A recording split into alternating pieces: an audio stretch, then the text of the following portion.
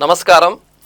మనందరికీ తెలిసిందే 17వ సెప్టెంబర్ 1948వ తేదీ అనగానే తెలంగాణ చరిత్రలో మరువలేని రోజు. ఆ రోజు నిజాం నిరంకుశత్వానికి తలవంచిన రోజు.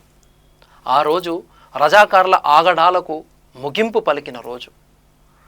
ఆనాడు 2 కోట్ల తెలంగాణ ప్రజల గుండెల్లో మువ్వెన్నెల జెండా రెపరెపలాడిన రోజు 17 సెప్టెంబర్.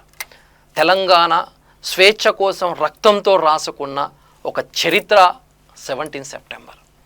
ప్రతి సంవత్సరం సెప్టెంబర్ 17 మనకేం గుర్తు చేస్తుంది అంటే అణచివేత ఎప్పటికీ నిలబడదు అనేదే మనకు గుర్తు చేసే రోజు. నిజాం రజాకార్ల నిరంకుశం వెనక ఆనాడు కాసిం రజ్వీ తన మాయమాటలు అబద్ధాలతో ప్రజలను తప్పుదోవ పట్టిస్తూ నిజాంను కూడా తప్పుదోవ పట్టించిన రోజులు. మరియు నిజాం ప్రభుత్వాన్ని శాసించే స్థాయికి ఆయన ఎదగడం చాలా బాధాకరం. రజాకార్ల దమనకాండ వెనుక అతని పన్నాగము కుట్రలే ప్రధాన కారణమని ఈ సందర్భంగా తెలియజేస్తున్నాను.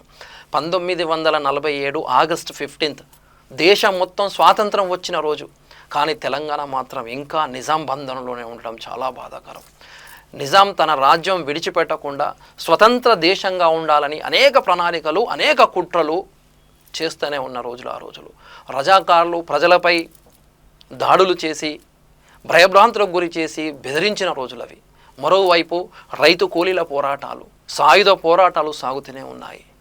అణచివేత ఎప్పటికీ నిలవదు, ఎదురు నిలిచిన గలమే చరిత్ర సృష్టిస్తుంది అనడానికి ఆనాటి పోరాటాలు మనకు నేటికి గుర్తు చేస్తాయి. అవి స్ఫూర్తి ప్రేరణ.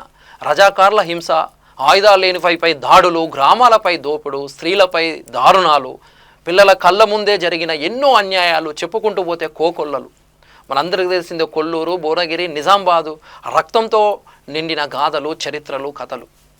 ఆసుపత్రులు, దేవాలయాలు కూడా రజాకార్ల దాడుల నుంచి తప్పించుకోలేకపోయాయంటే పరిస్థితి ఎంత దారుణంగా ఉందో ఒక్కసారి అర్థం చేసుకోవాలి.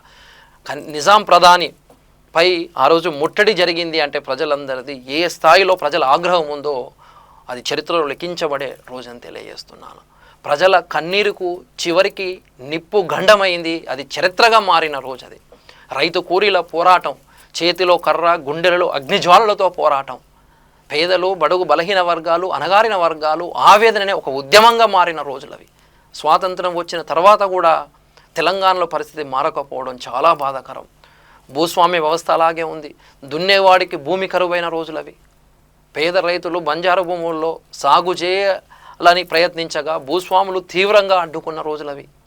తెలంగాణ సాయుధ పోరాటం నిజాంకు వ్యతిరేకంగా సాగింది అనేది అక్షర సత్యం.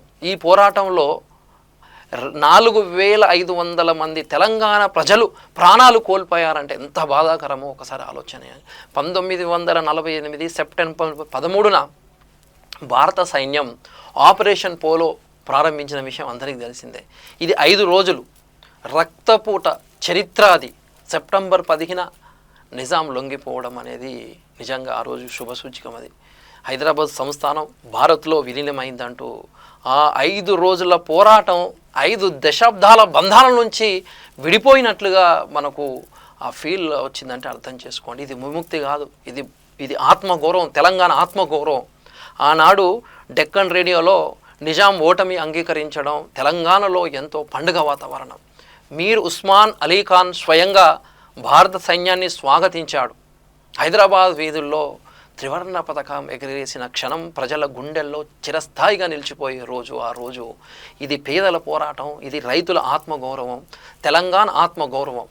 అణచివేతకు ఎదురుగా నిలబడితే ఆత్మగౌరవం నిలుస్తుంది అనే దానికి నిలువెత్తి నిదర్శనం ఆ పోరాటమే అని తెలియజేస్తా ఉన్నాను.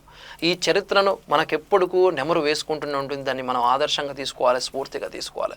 బడుగు బలహీన వర్గాలు హక్కుల కోసం, రిజర్వేషన్ల కోసం, స్థానిక సంస్థల్లో 42 రిజర్వేషన్ల కోసం ఓ పోరాటం జరుగుతూ ఉంది. దానిని ఆదర్శంగా తీసుకొని పోరాటం చేయాలి.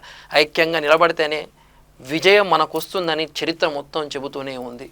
రజాకార్ల తుపాకీని జయించింది ప్రజల ఐక్యత మాత్రమే. నిజాం నిరంకుశత్వానికి ముగింపు పలికినది ప్రజల ఆగ్రహము, ప్రజలందరి ఐక్యంతోనే ఆ ఘనత సాధించడం జరిగిందని. జై బీసీ, జై పూలే.